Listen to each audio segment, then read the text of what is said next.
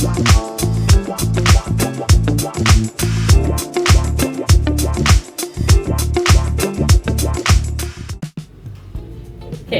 so good afternoon everyone. I'm Ferdy. Welcome to our discussion on the government's plan to make English compulsory in elementary schools by 2027. Joining us is academic expert Selviana. So, Miss Selviana, okay, what is the core rationale behind this policy shift? Okay, thank you very much. The core rationale is twofold, capitalizing on a critical cognitive review and long-term strategic preparation. It less about creating fluent speakers immediately and more about planting the seeds for future proficiency and global competence. Okay, so what do you think? Okay? Why is elementary school is the optimal point? Neuroscience is clear. Before puberty, children's brains have superior neuroplasticity, especially in the broadcast area.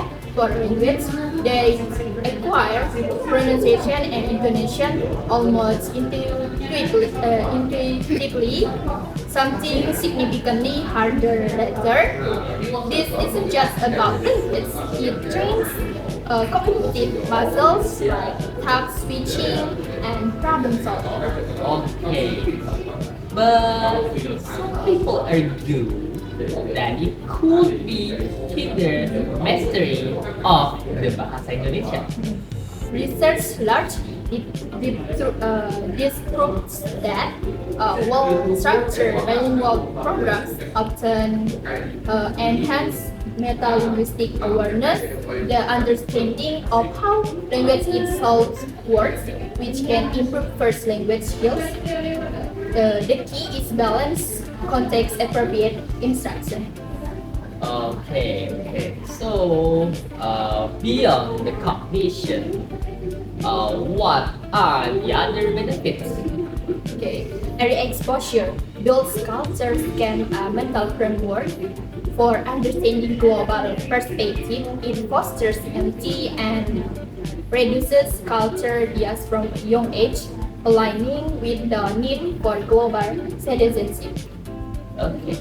So, given their age, okay, what pedagogical approaches are still non-negotiable? The methodology must be age appropriate. Play is the serious work of childhood. Methods like total physical response or TPR and story-based learning are essential. The goal is acquisition through interaction, not learning about grammar.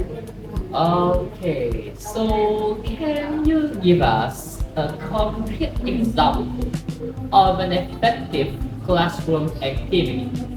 Okay, instead of word memorization of food vocabulary, a teacher sets up a simple market scenario.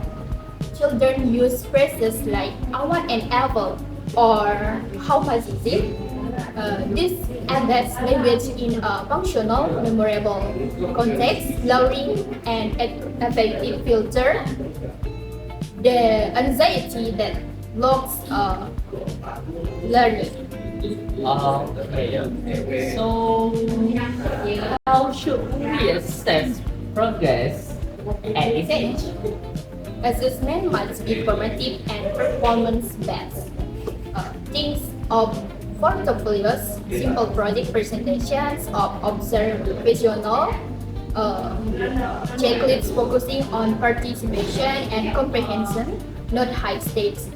Written tests. Success is measured by willingness to cognitive and understand, not perfect accuracy.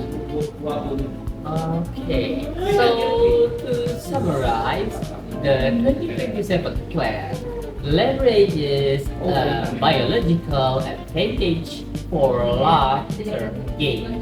However, its success hinges On teacher readiness and resource allocation, the greatest risk is implementing a new subject with all grammar translation methods, intensive teacher training in communicative methodologies, and providing engaging, authentic materials are the real prerequisites for 2027. Okay, so before we close this conversation, okay, a final thought for policymakers and parents. This is an investment in cognitive culture. Capital presence is key. We are nurturing saplings, not harvesting trees. The fluency will come built on a foundation positive early experiences. Okay, so thank you, Miss Selviana, for these critical insights, and thank you to our audience. Okay, goodbye.